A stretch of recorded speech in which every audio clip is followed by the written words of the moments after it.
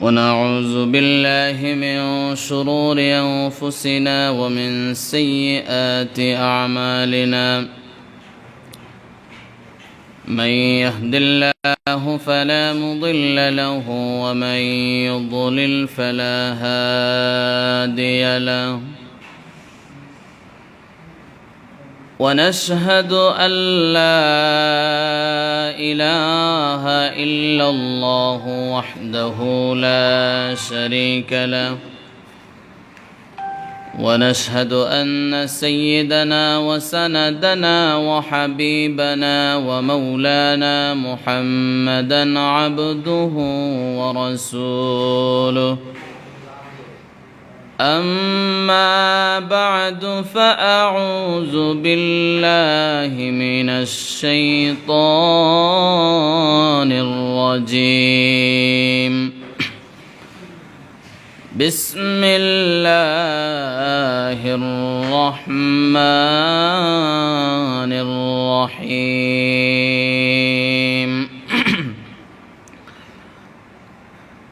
إن الله يأمر بالعدل والإحسان وإيتاء ذي القربى وينهى عن الفحشاء والمنكر والبغي يعظكم لعلكم تذكرون وقال النبي صلى الله عليه وسلم القضاة ثلاثة واحد في الجنة واثنان في النار صلى الله على سيدنا ومولانا محمد وعلى آله وأصحابه وسلم صلى الله على سيدنا ومولانا محمد وعلى آله وأصحابه وسلم মহান আল্লাহ সুবহানাহু ওয়া তাআলার আলিশান দরবারে অফুরন্ত নিয়ামতের শুকরিয়া জ্ঞাপন করছি যে মহান রব্বুল ইজ্জত ওয়াল জালাল আমাদেরকে আজকের এই দিনী মাহফিলে জামিয়াতুন নাজাত সিলেট কর্তৃক আয়োজিত আজকের এই বার্ষিক ওয়াজ ও দোয়া মাহফিলের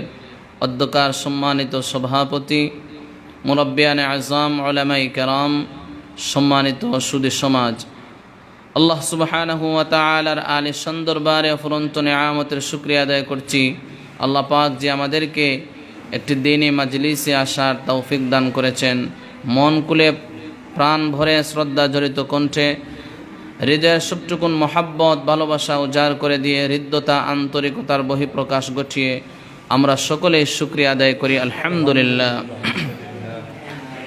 যে আয়াতে কারিমা আমি তেলাওয়াত করেছি পবিত্র কোরআনুল কারীমের 14 নম্বর পারায় অবস্থিত সূরাতুন নাহলের 90 নম্বর আয়াতে কারিমা। এই আয়াতের গুরুত্ব তাৎপর্য সম্পর্কে আলোচনা করার চেষ্টা করব। ওয়ামা তৌফিকি ইল্লা বিল্লাহ। সূরাতুন নাহলের 90 নং আয়াতে কারিমা অত্যন্ত গুরুত্বপূর্ণ একটি আয়াত,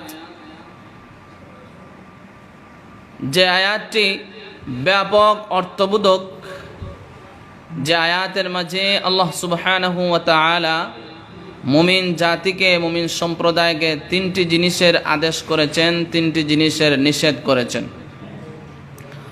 অত্যন্ত গুরুত্বপূর্ণ আয়াত। মুসলমানদের পঞ্চম খলিফা হযরত ওমর বিন আব্দুল আজিজ রাহিমাহুল্লাহু তাআলা যখন খেলাফতের মসনদে সমাসীন ছিলেন, তখন তিনি রাষ্ট্রের মাঝে এই আইন জারি করেছিলেন। জুমার সানি খুতবায়, দ্বিতীয় খুতবায় সূরাতুন নাহলের 90 নং আয়াতে কারিমা প্রত্যেকটি মসজিদে দ্বিতীয় খুতবায় পাঠ করা বাধ্যতামূলক আইন জারি করেছিলেন। এত গুরুত্বপূর্ণ একটি আয়াত। এই আয়াতের মাঝে আল্লাহ রাব্বুল আলামিন মানুষ জাতিকে আয়াতের শুরু লগ্নে 3টি জিনিসের আদেশ করেছেন। আয়াতের দ্বিতীয়াংশে আল্লাহ সুবহানাহু ওয়া তাআলা মানুষদেরকে তিনটি জিনিস থেকে বিরত থাকার নির্দেশ দিয়েছেন।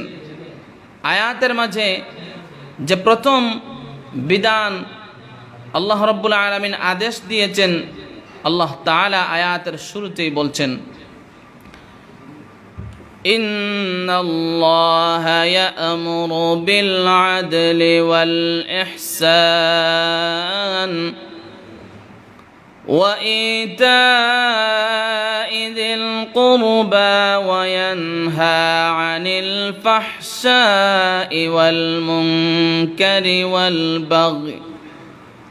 আল্লাহ রাব্বুল আলামিন এই আয়াতে কারিমায় মুমিন সম্প্রদায়কে আয়াতের শুরু লগ্নে তিনটি জিনিসের আদেশ করলেন।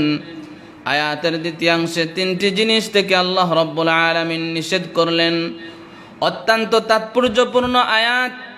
আয়াতের ভিতরের বিধানগুলো নিয়ে যদি আমরা আলোকপাত করি, আলোচনা করি, তাহলে বুঝতে পারবো সমাজের জন্য, দেশের জন্য, রাষ্ট্রের জন্য, মানুষের নিরাপত্তার জন্য আল্লাহ রাব্বুল আলামিন আয়াতটি নাজিল করেছেন। এই তাৎপর্যপূর্ণ আয়াত শুনে অসংখ্য অগণিত মানুষ কালেমা পড়ে মুসলমান হয়েছে। এই আয়াত শুনে নবীজির কাছে এসে সুদূর ইয়ামান দেশের অধিবাসী আকসাম ইবনে সাইফি উনার দলবল নিয়ে, উনার গোষ্ঠী, উনার জাতিদেরকে নিয়ে তিনি কালেমা পড়ে মুসলমান হয়েছেন। আমার মুসলমান বন্ধুগণ, আয়াতের তাৎপর্য অত্যন্ত অপরিসীম। এই আয়াতের মাঝে আল্লাহ রাব্বুল আলামিন যে গুরুত্ব দিয়েছেন বিধানগুলোর মাঝে, এই বিধানগুলো যদি সমাজের মাঝে, প্রত্যেকটি মানুষের মাঝে যদি এই বিধানগুলো যদি প্রত্যেকটি মুমিন নারী এবং পুরুষ যদি বিধানগুলি পালন করে, আল্লাহ রাব্বুল আলামিন এই বিধানের পালনের মধ্য দিয়ে সমাজের মাঝে অধিকাংশ ক্ষেত্রে শান্তি প্রতিষ্ঠিত হবে। শান্তির ক্ষেত্রে আল্লাহ রাব্বুল আলামিন এই আয়াতটি অত্যন্ত গুরুত্বপূর্ণ আল্লাহ তাআলা বিধান দিয়েছেন। আকসাম ইবনে সাইফি এই আয়াত এর মাহাত্ম্য গুরুত্ব শুনে বুঝে কালেমা পড়ে শুধু তিনি মুসলমান হননি, ওনার দল বল সম্প্রদায়ের গোত্রের লোকদেরকে নিয়ে তিনি কালেমা পড়ে মুসলমান হয়েছে। আকসাম ইবনে সাইফি তাফসীর কারকগণ লিখেছেন, আকসাম ইবনে সাইফির কানে যখন রাসূল আরবি সাল্লাল্লাহু আলাইহি ওয়াসাল্লামের ধর্ম প্রচার যখন ভিন্ন দেশে, বিভিন্ন দেশান্তরে নবীজির দাওয়াত, দ্বীনের দাওয়াত, কালেমার দাওয়াত যখন ছড়িয়ে ছিটিয়ে পড়ল সুদূর ইয়ামান দেশ, সেখানেও আল্লাহ রাসূল সাল্লাল্লাহু আলাইহি ওয়াসাল্লামের সেই একত্ববাদের দাওয়াত, কোরআনের দাওয়াত, ইসলামের দাওয়াত যখন পৌঁছে গেল, আকসাম ইবনে সাইফি শুনতে পারলেন মক্কায় একজন নবীর আবির্ভাব হয়েছে, যিনি মানুষদেরকে তাওহীদের দিকে আহ্বান করছেন, যিনি মানুষদেরকে একত্ববাদের দিকে, এক আল্লাহর দিকে ডাকছেন, কোরআনের দিকে মানুষদেরকে ডাকছেন, কোরআন দিয়ে মানুষদেরকে সুন্দর নসিহতের মাধ্যমে আল্লাহ রাব্বুল আলামিনের দিকে তিনি মানুষদেরকে আহ্বান করছেন, মানুষদেরকে কল্যাণের দিকে ডাকছেন, মানুষদেরকে ন্যায়ের দিকে ডাকছেন, মানুষদেরকে ইনসাফের দিকে ডাকছেন, মানুষদেরকে সুন্দর সমাজ গঠনের জন্য ডাকছেন। আকসাম ইবনে সাইফি যখন শুনতে পারলেন তখন সিদ্ধান্ত গ্রহণ করলেন তিনি সুদূর ইয়ামান দেশ থেকে এসে নবীজিকে কিছু পরীক্ষা করবেন। সুবহানাল্লাহ। পরীক্ষা করার উদ্দেশ্য হলো তিনি যদি সত্যিকারের নবী হন আর প্রশ্নের জবাবগুলো যদি দিতে পারেন, তাহলে তিনি সিদ্ধান্ত নিয়েছেন কালেমা পড়ে মুসলমান হয়ে যাবেন। সুবহানাল্লাহ। এই চিন্তা নিয়ে দলের সকল মানুষদেরকে সমবেত করলেন, একত্র করলেন, একটি সুন্দর বক্তব্য দিলেন, ভাষণ দিলেন। ও আমার সম্প্রদায়ের লোকেরা, শুনেছি মক্কায় নাকি একজন নবীর আবির্ভাব হয়েছে, এই নবীর কাছে আমি যেতে চাই, নবীর কাছে গিয়ে আমি কিছু জিনিস জানতে চাই। যদি তিনি সত্যিকারের নবী হয়ে থাকেন তাহলে অবশ্যই আমি কালেমা পড়ে মুসলমান হয়ে যাব। যখন এই প্রস্তাব গোত্রের মানুষদের কাছে বললেন, গোত্রের মানুষ তখনকার সময়ও নেতার প্রতি সবসময় মানুষের একটি আবেগের জায়গা থাকে। নেতাকে একটু সেভ করা, নেতাকে একটু প্রোটোকল দেওয়া, এটা মানুষের একটি অভ্যাসে পরিণত হয়ে গিয়েছিল। তখনকার সেই সময়ে আকসাম ইবনে সাইফির গোত্রের অধিবাসীরা সবাই সমস্বরে একত্র হয়ে বলল, হে আকসাম ইবনে সাইফি, আপনি হচ্ছেন গোত্রের নেতা, আপনি হচ্ছেন গোত্রের লিডার, আপনি হচ্ছেন গোত্রের সর্দার। আপনি যদি চলে যান, না জানি যদি আপনার কোনো অহেতুক কোনো ঘটনা হয়ে যায়, কোনো অপ্রীতিকর ঘটনা হয়ে যায়, কেউ যদি আপনার উপর আক্রমণ করে, তাহলে গোত্রের অনেক ক্ষতি হয়ে যাবে। সুতরাং আমাদের পরামর্শ হলো আপনি না গিয়ে গোত্রের মধ্য থেকে বিশ্বস্ত কাউকে প্রতিনিধি হিসাবে প্রেরণ করে দিন। সুবহানাল্লাহ। গোত্রের লোকদের এই পরামর্শ আকসাম ইবনে সাইফি গোত্রের সরদার তিনি গ্রহণ করে নিলেন, পরামর্শ গ্রহণ করলেন। আকসাম ইবনে সাইফি বলেন, তাহলে অবশ্যই তোমাদের পরামর্শ গ্রহণ করে নিলাম। গোত্রের মধ্য থেকে বিশ্বস্ত দুইজন আদল ইনসাফ সম্পন্ন দুইজন ব্যক্তিকে নিযুক্ত করা হলো। যাও, সুদূর মক্কা চলে যাও, সেখানে গিয়ে তোমরা একজন নবী পাবে যার নাম হলো মুহাম্মদ। এই নবীর কাছে গিয়ে আমার পক্ষ হতে, আমি আকসাম ইবনে সাইফির পক্ষ হতে দুইটি প্রশ্ন করবে। কয়টি প্রশ্ন? দুইটি প্রশ্ন। এক নাম্বার প্রশ্ন হলো মান আনতা, দুই নাম্বার প্রশ্ন হলো ওয়ামা আনতা, আপনি কি এবং আপনি কেন আসছেন, আপনার কাজ কি, আপনার কর্ম কি। আকসাম ইবনে সাইফির দুইজন প্রতিনিধি আকসাম ইবনে সাইফির কাছ থেকে দুইটি প্রশ্ন নিয়ে সুদূর ইয়ামান দেশ থেকে মদিনায় চলে গেলেন, মক্কায় চলে গেলেন। মক্কায় চলে যাওয়ার পরে সেখানে গিয়ে তথ্য তালাশ করলেন, নবীজির অনুসন্ধান করতে শুরু করলেন। সাহাবায়ে কেরামদেরকে বললেন, আপনাদের মাঝে নবীকে, তাকে আমরা একটু দেখতে চাই, তার সাথে আমরা একটু সম্পর্ক করতে চাই। তার কাছে আমাদেরকে দুইটি প্রশ্ন দিয়ে পাঠিয়েছেন। সুদূর ইয়ামান দেশের অধিবাস থেকে আমরা এসেছি, আকসাম ইবনে সাইফির পক্ষ হতে আমাদেরকে আপনাদের নবীকে পরিচয় করাইয়া দিন। সাহাবায়ে কেরাম আল্লাহর হাবিব রাহমাতুল্লিল আলামিনকে পরিচয় করাইয়া দিলেন। ওই দেখো সুন্দর চেহারা বিশিষ্ট একজন মানুষ বসে আছেন, ওনার কাছে চলে যাও, তিনি হলেন আমাদের বিশ্ব নবী মুহাম্মদুর রাসূলুল্লাহ। দুইজন প্রতিনিধি আল্লাহর হাবিবের কাছে চলে গেলেন, নবীজির কাছে গিয়ে দুইটি প্রশ্ন করলেন। এক নাম্বার প্রশ্ন করলেন মান আনতা, আপনি কে, ওয়ামা আনতা, আপনি কি। দ্বিতীয় নাম্বার প্রশ্ন ওয়ামা আনতা, আপনি কি। আমরা সুদূর ইয়ামান দেশ থেকে এসেছি, ইয়ামান দেশের নেতা, আমাদের গোত্রের সরদার, আমাদের গোত্রের লিডার আকসাম ইবনে সাইফি দুইটি প্রশ্ন দিয়ে আমাদেরকে পাঠিয়েছেন। আপনি যদি দুইটি প্রশ্নের জবাব দেন, এই দুইটি প্রশ্নের জবাব নিয়ে আমরা চলে যাব। আল্লাহর হাবিব রাহমাতুল্লিল আলামিন সুন্দর ভাষায়, সাবলীল ভাষায় তাদের প্রশ্নের জবাব দিয়ে দিলেন। তারা যখন প্রশ্নের জবাব পেয়ে গেল, রাসূল আরবি সাল্লাল্লাহু আলাইহি ওয়াসাল্লাম তাদের সামনে পবিত্র কোরআনের সূরাতুন নাহলের 90 নং আয়াতে কারিমা এই সময় তেলাওয়াত করলেন। আল্লাহর হাবিব তেলাওয়াত করলেন, ইন্নাল্লাহা ইয়া'মুরু বিল আদলি ওয়াল ইহসান ওয়া ইতা'i যিল কুরবা ওয়া ইয়ানহা আনিল ফাহশাই ওয়াল মুনকারি ওয়াল বাগই ইয়া'যুকুম লা'আল্লাকুম তাযাক্কারুন। একবার তেলাওয়াত করলেন। একবার তেলাওয়াত করার পরে আল্লাহর হাবিব বন্ধ করে দিলেন। ওই যে প্রতিনিধি দুইজন লোক তেলাওয়াত বন্ধ করার সাথে সাথে আকসাম বিন সাইফিকে বললেন, আকসাম ইবনে সাইফির প্রতিনিধি দুইজন নবীজিকে বললেন, হে মুহাম্মদ, আপনি কি, আপনার পরিচয় কি। আল্লাহর রাসূল পরিচয় দিলেন, আমার নাম হলো মুহাম্মদ, আমার নাম হলো মুহাম্মদ, আর আমার পিতার নাম হলো আব্দুল্লাহ। আল্লাহ রাব্বুল আলামিন আমাকে রিসালাত দিয়ে রাসূল হিসাবে এই পৃথিবীতে পাঠিয়েছেন। আমি হলাম আল্লাহ তাআলার প্রেরিত রাসূল। দুইটি প্রশ্নের জবাব হয়ে গেল। কোরআনের আয়াত সূরাতুন নাহলের 90 নং আয়াতে কারিমা তেলাওয়াত করলেন। একবার তেলাওয়াত করার পরে নবীজি বন্ধ করে দিলেন। দুইজন লোক ডেকে বলেন, হে মুহাম্মদ, এত সুন্দর তেলাওয়াত, চমৎকার তেলাওয়াত করেছেন, আল্লাহর কালাম, নিঃসন্দেহে আমরা বিশ্বাস করেছি। আমাদের মন চায় আপনি যদি আরো একবার তেলাওয়াত করে শোনান তাহলে আমাদের অনেক ভালো লাগবে। আল্লাহর হাবিব তাদের এই কথায় নবীজি বারবার তেলাওয়াত করলেন।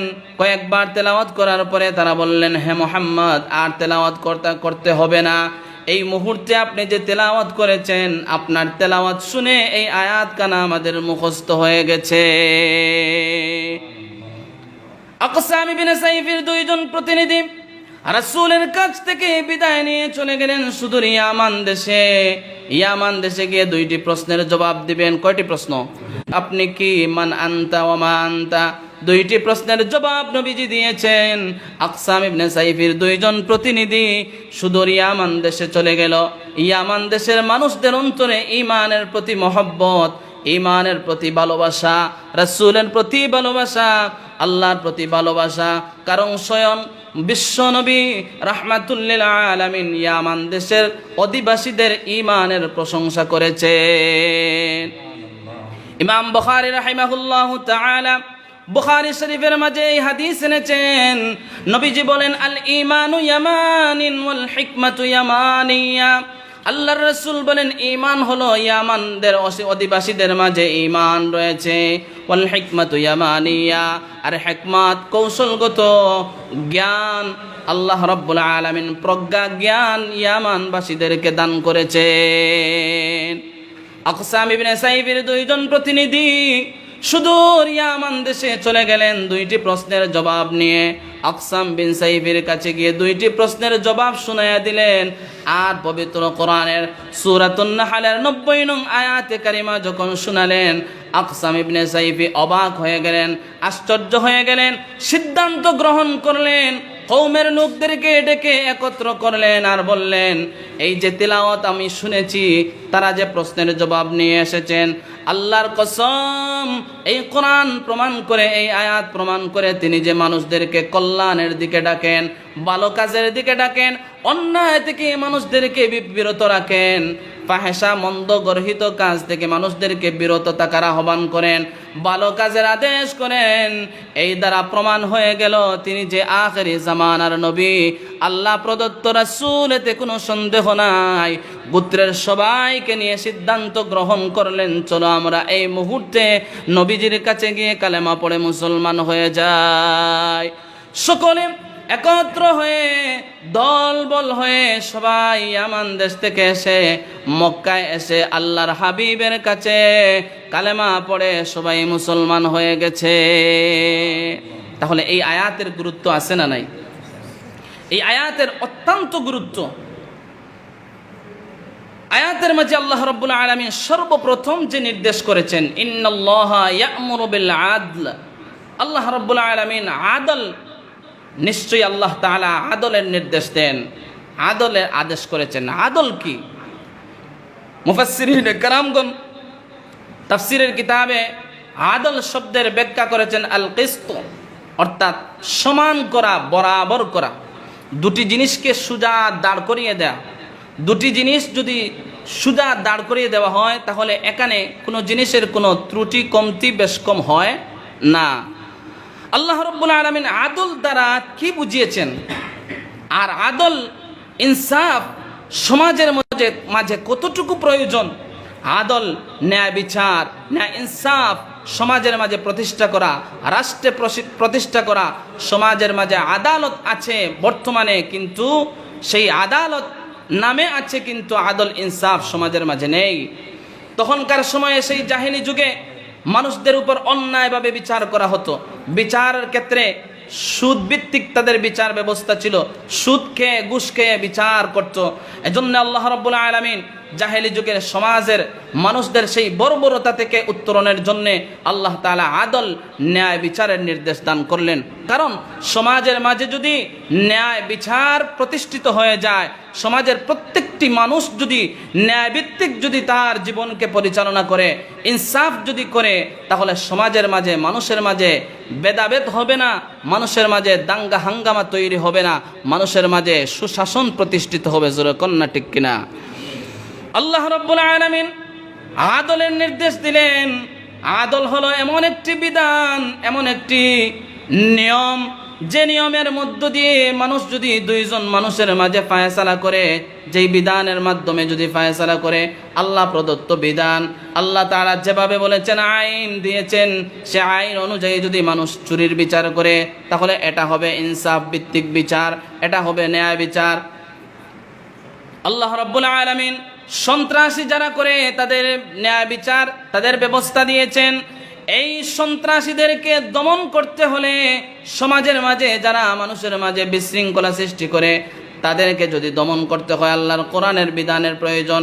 ইনসাফ ভিত্তিক সমাজ ব্যবস্থা, ইনসাফ ভিত্তিক রাষ্ট্র ব্যবস্থা যদি কায়েম করতে হয়, আল্লাহ তাআলার কোরআনের প্রদত্ত বিধান দ্বারাই ইনসাফ ভিত্তিক সমাজ প্রতিষ্ঠা হবে। আজকে সমাজের মাঝে ইনসাফ না থাকার কারণে মানুষের মাঝে ভেদাভেদ, সমাজের মাঝে গরিব অসহায় মানুষরা ইনসাফ পায় না, সুবিচার পায় না, ন্যায় বিচার থেকে বঞ্চিত হয়। টাকাওয়ালা, সম্পদওয়ালা, বিশাল রাজনীতিবিদ, অনেক টাকাওয়ালা, সম্পদশালী চাকরিজীবী, দেখা যায় অহেতুকভাবে বিচারকরা তাকে রায় দিয়ে দেন তার পক্ষে, কিন্তু গরিব দুঃখী অসহায় মানুষ রায় পায় না। সমাজের মানুষের, গরিব দুঃখী অসহায় মানুষের সম্পদ আত্মসাৎ করা হয়, অন্যায়ভাবে মানুষকে ঘায়েল করা হয়। আল্লাহ রাব্বুল আলামিন সমাজের মানুষদেরকে সুশাসন প্রতিষ্ঠার জন্য আল্লাহ তাআলা আদল ইনসাফের নির্দেশ দিয়েছেন। জোরে কন্যা সুবহানাল্লাহ। আল্লাহ রাব্বুল আলামিন দ্বিতীয় নির্দেশ দিলেন, ওয়াল ইহসান, ইহসান করো। ইহসান অর্থ হচ্ছে সমান করা, বরাবর করা। ইহসান হচ্ছে ভালো করা, উপকার করা, কল্যাণ করা। আপনি একজনের কাছে যদি কিছু টাকা পান, যেমন 100 টাকা পান, এই ব্যক্তির কাছে আপনি টাকা চাইছেন, এই ব্যক্তি সুন্দরভাবে আপনাকে জবাব দিয়েছে, টাকা এখন দেওয়া যাবে না। এই সুন্দর জবাবের ভিত্তিতে যদি আপনি তার সাথে অহেতুক খারাপ আচরণ করেন, মন্দ আচরণ করেন, তাহলে এই আচরণটা ঠিক হয় নাই। যদি আপনি যদি অন্যের কাছে টাকা পান, সম্পদ পান, অথবা যে কোনো হক তার কাছে থেকে থাকে, আর যদি সে যদি অপারগ হয় অথবা সময় নেয়, তাহলে বিপরীতে আপনি যদি তাকে সুযোগ দেন, তাহলে এই সুযোগের নাম হলো ইহসান। এই সুযোগের নাম কি? ইহসান। উদাহরণত মুফাসসিরিনে কেরামগণ বলেন, ইহসানের অনেক ব্যাখ্যা রয়েছে। ইবাদতের ক্ষেত্রে ইহসান, আল্লাহর হক আদায় করার ক্ষেত্রে ইহসান। ইহসানের অনেক প্রকার রয়েছে। আপনি যখন ইবাদত করবেন, তাহলে ইবাদতটা সুন্দরভাবে করবেন, এটা হচ্ছে আল্লাহর হকের ক্ষেত্রে ইহসান। সুন্দরভাবে ইবাদত করা, এটা হচ্ছে ইহসান। আবার মানুষের সাথে হকুল ইবাদের সাথে ইহসানের সম্পর্ক রয়েছে।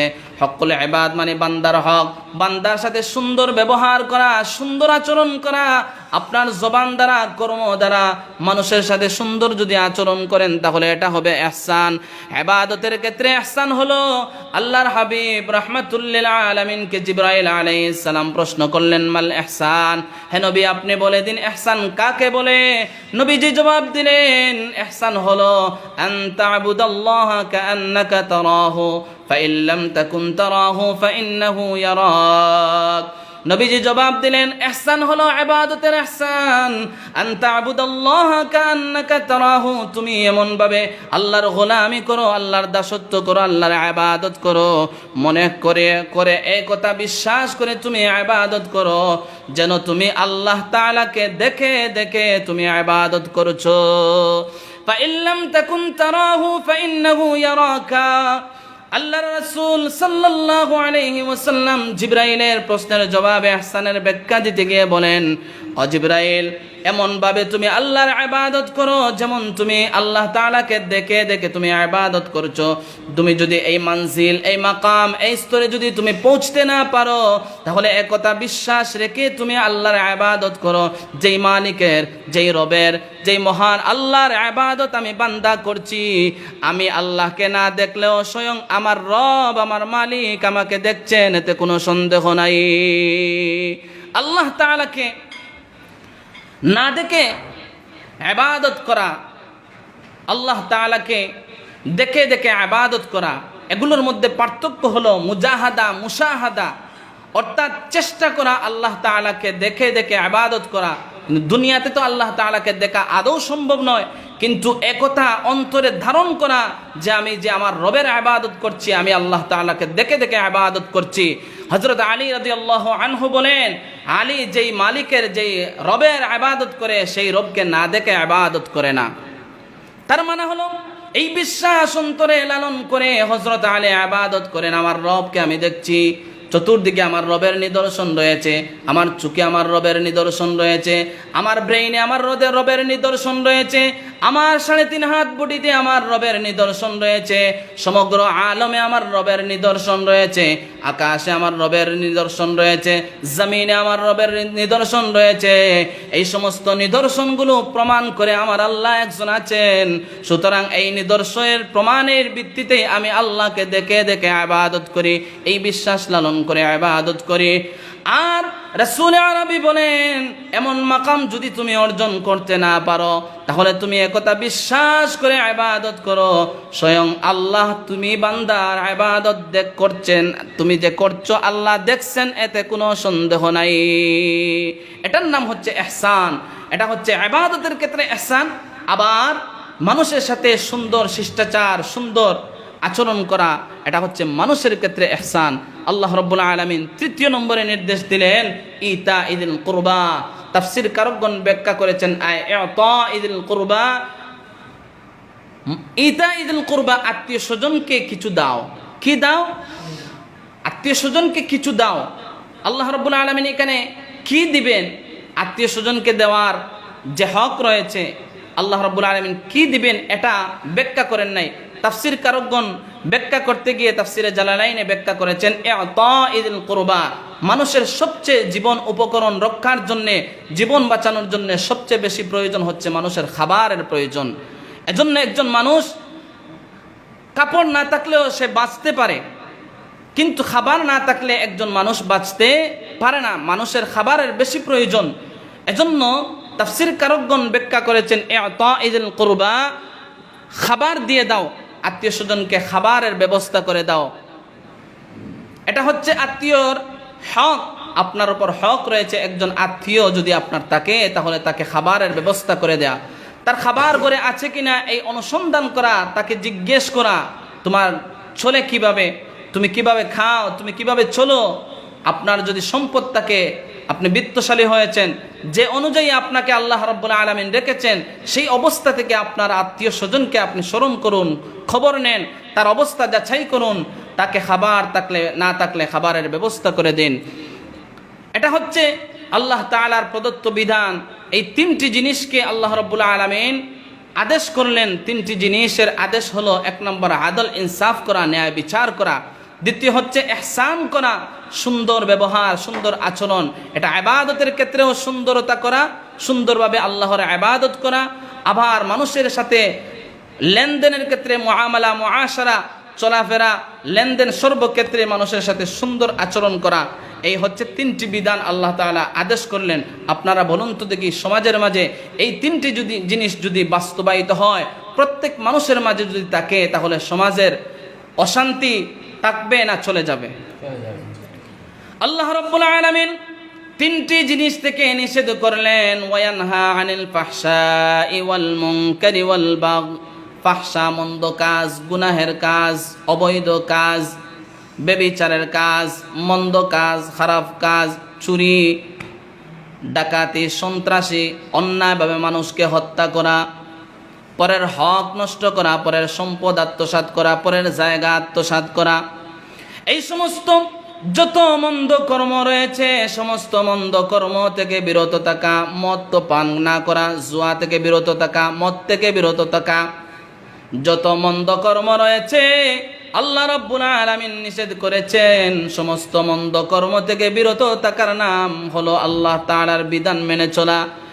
এই বিধানগুলো আল্লাহ রাব্বুল আলামিন দিলেন, ওয়ায়ানহা আনিল ফাহশাই ওয়াল মুনকার। ফাহশা এবং মুনকার থেকে তোমরা বিরত থাকো। ফাহশা এবং মুনকার 2টি গুনাহ, যদিও কিন্তু গুনাহের প্রকারের ক্ষেত্রে ফাহশা শব্দ ব্যবহার করেছেন। তাফসীর কারকগণ ব্যাখ্যা করতে গিয়ে বলেন, ফাহশা এমন একটি গুনাহ যেই গুনাহটা হচ্ছে ব্যভিচারের সাথে সম্পৃক্ত। মুনকার এমন একটি গুনাহ যেই গুনাহটা পাপের কাজ। আল্লাহ রাব্বুল আলামিন চুরিকে নিষেধ করেছেন। চুরি হচ্ছে একটা গুনাহের কাজ। চুরি করা গুনাহের কাজ, মানুষের হক নষ্ট করা গুনাহের কাজ। বলুন তো দেখি, এই সমস্ত পাপের কাজ থেকে যদি মানুষ বিরত থাকে তাহলে সমাজ সুন্দর হবে, শান্তি হবে না অশান্তি হবে? শান্তি হবে। এজন্য আল্লাহ রাব্বুল আলামিন বলেন ওয়ায়ানহা আনিল ফাহশাই ওয়াল মুনকারি ওয়াল বাগি। তৃতীয় নম্বর বললেন বাগি। আল্লাহ রাব্বুল আলামিন বললেন জুলুম থেকে, অন্যায় থেকে, অবিচার থেকে তোমরা বেঁচে থাকো। আল্লাহ তাআলা এই 6টি বিধান দিলেন, 3টি করণীয়, 3টি বর্জনীয়। এই 3টি বিধানগুলো এত গুরুত্বপূর্ণ, তাৎপর্যপূর্ণ। আল্লাহর হাবিব সাল্লাল্লাহু আলাইহি ওয়াসাল্লাম কিভাবে সমাজের মাঝে আদল ইনসাফ করেছেন। নবীজি আদল ইনসাফের মধ্য দিয়ে আল্লাহর রাসূল সুশাসন প্রতিষ্ঠা করেছেন। যে জাহেলি সমাজের মাঝে সুশাসন ছিল না, অন্যায় ছিল, অবিচার ছিল, মানুষের ভেদাভেদ ছিল, অন্যায়ভাবে মানুষকে হত্যা করত, আল্লাহর রাসূল সাল্লাল্লাহু আলাইহি ওয়াসাল্লাম সুশাসন প্রতিষ্ঠা করলেন। আদল ইনসাফের ভিত্তিতে সুন্দর সমাজ নবীজি গঠন করলেন।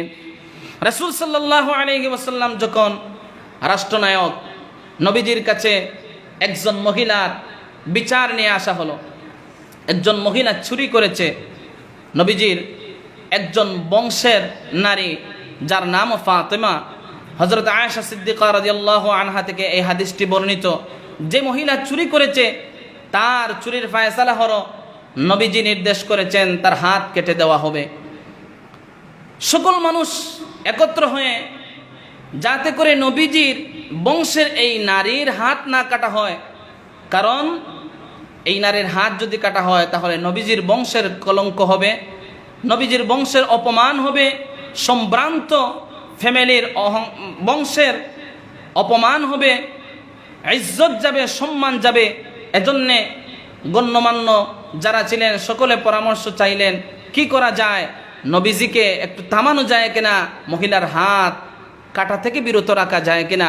সকলে পরামর্শ করে বললেন নবীজির পালক পুত্র হযরত যায়েদ ইবনে হারেসা, হযরত যায়েদের ছেলে হযরত উসামা রাদিয়াল্লাহু আনহু, তিনি হলেন হিব্বু রাসূলিল্লাহি সাল্লাল্লাহু আলাইহি ওয়াসাল্লাম, নবীজির অত্যন্ত মহব্বতের।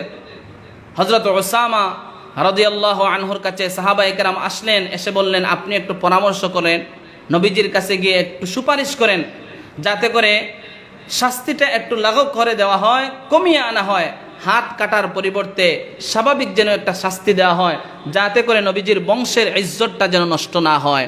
হযরত উসামা রাদিয়াল্লাহু আনহু নবীজির কাছে এসে পরামর্শ চাইলেন। আল্লাহর রাসূল সাল্লাল্লাহু আলাইহি ওয়াসাল্লাম রাগে অগ্নিশর্মা হয়ে গেলেন, নবীজির চেহারা লাল হয়ে গেল। আল্লাহর রাসূল দ্ব্যর্থহীন কণ্ঠে উসামাকে বললেন আতাশফাউ ফি হাদ্দিম মিন হুদুদিল্লাহ, হে উসামা, আল্লাহ তাআলা যে বিধান দিয়েছেন এই বিধানের ক্ষেত্রে তুমি সুপারিশ করতে এসেছো। আল্লাহর রাসূল সাল্লাল্লাহু আলাইহি ওয়াসাল্লাম রাগ হয়ে, অগ্নিশর্মা হয়ে, লাল হয়ে, ক্রোধে রাগান্বিত হয়ে সাহাবায়ে কেরামের সামনে এসে দাঁড়িয়ে, মিম্বরে দাঁড়িয়ে বক্তব্য দিলেন আর বললেন, হে সাহাবায়ে কেরাম শুনে রাখো, হে মানব মণ্ডলী শুনে রাখো, তোমাদের পূর্ববর্তীতে এমন এক জাতি অতিক্রম হয়ে গিয়েছে, যেই জাতি এতভাবে অন্যায়ভাবে সমাজের মাঝে বিচার করত। যদি সম্ভ্রান্ত কোনো মানুষ যদি অন্যায় করত, তাদের গোত্রের কোনো মানুষ যদি অন্যায় করত, তাহলে তারা এই মানুষ থেকে তারা তাকে ছেড়ে দিত, তাকে কোনো বিচার করত না, তার উপরে হদ প্রয়োগ করত না, তার উপরে কোনো দণ্ডবিধি প্রয়োগ করা হতো না। আর যদি কোনো নিরীহ, দঈফ, যদি দুর্বল কোনো মানুষ যদি সমাজের মাঝে যদি অন্যায় করত, অবিচার করত, চুরি করত, তাহলে তাকে তারা হদ প্রয়োগ করত, শাস্তি দিত। আল্লাহর কালামের এই হদের বিধানের ক্ষেত্রে তুমি আমার কাছে সুপারিশ করতে এসেছো না, তারা ধ্বংস হবে, তারা ধ্বংস হয়েছে। শুনে রাখো, আল্লাহ রাসূল সাল্লাল্লাহু আলাইহি ওয়াসাল্লাম এই ঘোষণা করলেন, লাউ আন্না ফাতিমাতা বিনতা মুহাম্মাদিন সাল্লাল্লাহু আলাইহি ওয়াসাল্লাম লাকাতাতু ইয়াদাহা, শুনে রাখো, তোমরা তো আমার বংশের একজন নারীর ক্ষেত্রে সুপারিশ করছো, স্বয়ং আমি নবীর যেই ফাতেমার জন্মদাতা পিতা, আমার কন্যা ফাতেমাও যদি চুরি করত, তাহলে অবশ্যই অবশ্যই আমি আমার কন্যা মেয়ে ফাতেমার হাতও কেটে দিতাম। জোরে কন্যা সুবহানাল্লাহ। এইভাবে সুশাসন প্রতিষ্ঠা করেছেন। সুশাসনের মাধ্যমে নবীজি সমাজের মাঝে মদিনায়, মক্কায় আল্লাহ রাসূল সাল্লাল্লাহু আলাইহি ওয়াসাল্লাম ন্যায় ইনসাফ ভিত্তিক রাষ্ট্র প্রতিষ্ঠা করেছিলেন, যার দরুন যেই সমাজে, যেই জাহিলি যুগে এত অন্ধকার বর্বরতা ছেয়ে গিয়েছিল, মানুষ মুক্তির একটি পথ তালাশ করছিল, আল্লাহ রাব্বুল আলামিন কোরআন পাঠিয়ে, রাসূল পাঠিয়ে এত সুন্দর একটি সমাজ ব্যবস্থাপনা দিলেন, রাষ্ট্র উপহার দিলেন, কোরআনের বিধান দিলেন। সমাজের মানুষের মাঝে শান্তি এমনভাবে প্রতিষ্ঠিত হয়ে গেল, যেই মানুষরা নিকৃষ্ট মানুষ ছিল সেই মানুষটা কোরআন গ্রহণ করে সমাজের এত সুন্দর সুন্দর ইতিহাসে সবচেয়ে সম্মানিত মানুষ হয়ে তারা জান্নাতের অধিবাসী হয়ে গেল। আল্লাহ রাব্বুল আলামিন তাদেরকে জান্নাতি বলে ঘোষণা করলেন। আল্লাহ তাআলা আমাদেরকে কোরআনের প্রদত্ত বিধান মেনে আমাদের সমাজ, আমাদের পরিবার, আমাদের ব্যক্তি জীবন, আমাদের রাষ্ট্র চালানোর জন্য আল্লাহ তাআলা তৌফিক দান করেন। আমাদের রাষ্ট্রের যারা হর্তাকর্তা রয়েছেন, দায়িত্বশীল রয়েছেন, তাদেরকে উদ্দেশ্য করে বলবো, সমাজের মাঝে যদি চুরি বন্ধ করতে হয়, আল্লাহর কোরআনের বিধান জারি করে দাও। সমাজের মাঝে